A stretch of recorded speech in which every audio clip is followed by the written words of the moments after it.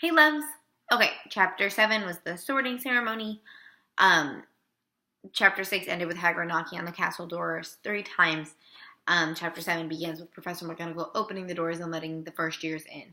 She leads the first years to a side room and kind of tells them what's about to happen. She says, you're going to be sorted into one of 4 houses.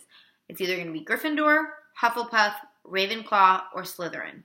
Which is each house has their own noble history, but you will be put into one of those 4. And she says that when you're at Hogwarts, your house is like your family. So you're going to spend your free time in the common room with your housemates. You're going to be going to classes with your house, doing studying, doing activities with your house. And when you do good things, you are rewarded with points toward your house. And when you break the rules, you get points taken away from your house. And at the end of the year, one house is awarded the house cup, and it's a great honor. So she says, I'll be back to grab you in a moment to bring you to the ceremony. I suggest you straighten yourselves up. Harry starts talking to Ron, and he's like, what do you think the ceremony is going to be? He felt totally overwhelmed, and Ron's like, I don't know what it is, but Fred said that it hurts a lot. So, you know, Fred's a jokester, so he's probably just kidding with Harry. Harry and Ron are talking, and then they overhear Hermione saying something like, I wonder which spell I'm going to need. I am glad that I studied them all, or something. And so Professor McGonagall comes back, and she takes the boys and the girls, the first years, to the Great Hall. And Harry said he looks up in the Great Hall, and you have just candles, and it seems like there's no ceiling there at all, and you see stars, and it's beautiful. And Hermione says that it's a spell that makes it look like the night sky, and that she read about it in a book called Hogwarts: A History, which was one of their textbooks. So they're looking at the stars, and it's the sky, and it's really beautiful. And Harry's trying not to look at all the people staring at him, because all the other students in the school are already in the Great Hall about to watch the sorting ceremony. So this is happening in front of the whole school. So they get up to the, okay, so imagine the cafeteria, and then there's like a stage kind of thing at the front of the cafeteria where all the teachers are sitting. They're walking up toward that, and then they stop, and there's a stool, and there's a hat on top of the stool. And the hat it's a normal, like, witch's hat with, like, a point at the top of it, and the hat, like, props itself up, and it says that it starts singing. So the hat starts singing about the 4 houses. So I'm not doing the song. So the first one is Gryffindor, and Gryffindor is for the brave at heart, the chivalrous, think knight in shining armor. Those are your Gryffindors, the one that have very little fears. And then their color is red, and their mascot is a lion. And then you have Hufflepuffs, and they are very sweet and kind and gentle and loyal and friendly. And they are a badger, and they are yellow. And then you have a Ravenclaw, and Ravenclaw are your nerds. They're the studious ones, the ones that always have something witty or sarcastic to say, the ones that that really always have a quick comeback for something, and they're just kind of sassy, but they're always studying. And then they are an eagle, and their color is blue. Yes, it's Ravenclaw, but it's an eagle mascot. And then you have Slytherin. And Slytherin is, they're cunning, and they will do anything that has to get done to make sure that they get what they want. They are very ambitious, and they stick to the people that they know. So if you're a Slytherin, you are very likely to have friends that are just like you and not have a wide variety of friends. You have Snake and Green for Slytherin. So they start going that up one by one. Professor McGonagall has like a scroll, and she's calling them up one by one, and she starts going through the list of names, blah, blah, blah, blah, blah, blah, blah.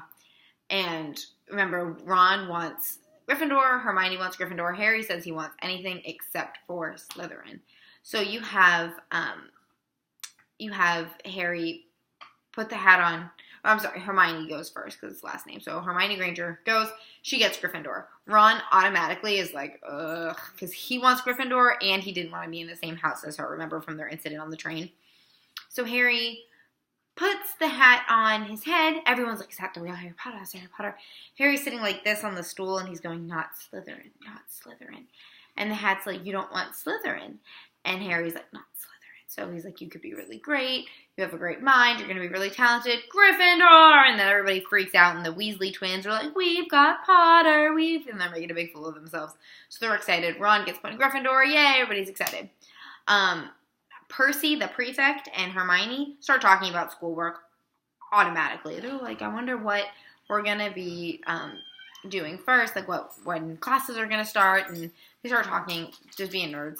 And then you have Harry just like kind of looks around for a second, and he looks back up, and there's food on all of the plates in front of them in the Great Hall.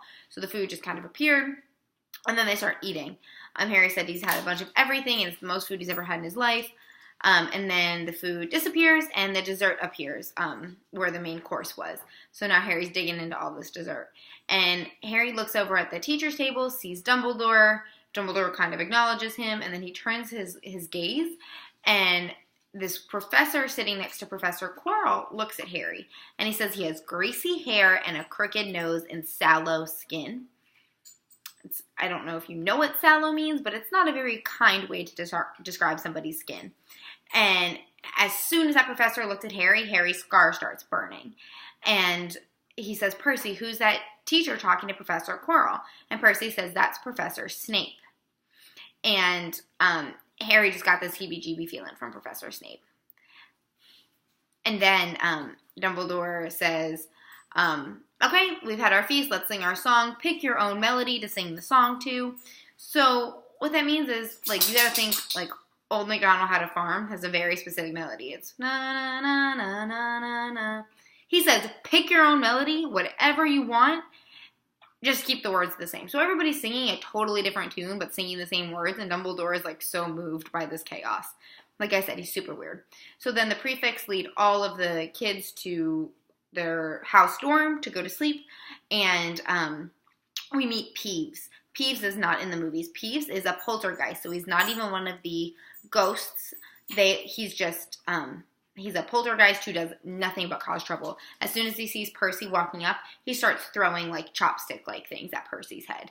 And Percy's like, I'm going to tell on you, so Peeves disappears. But through the whole series, we have Peeves being this like ginormous pest that just constantly is causing trouble for Harry. So that's pretty much chapter 7. They go to the dormitories. The boys go to one side. Girls go to another side. They go to bed. Harry has a super weird dream involving Professor Quirrell and the turban talking to Harry. And it's really weird. And then it says Harry went back to sleep right after he had the dream and woke up again. And he had no idea. He didn't remember the dream at all. Chapter 8, next class. Chapter 8 is the Potions Master. And it's going to be my very most favorite chapter of the whole book. If you have questions, email me. I won't be there Monday, but I will be available by email if you have any questions. Okay.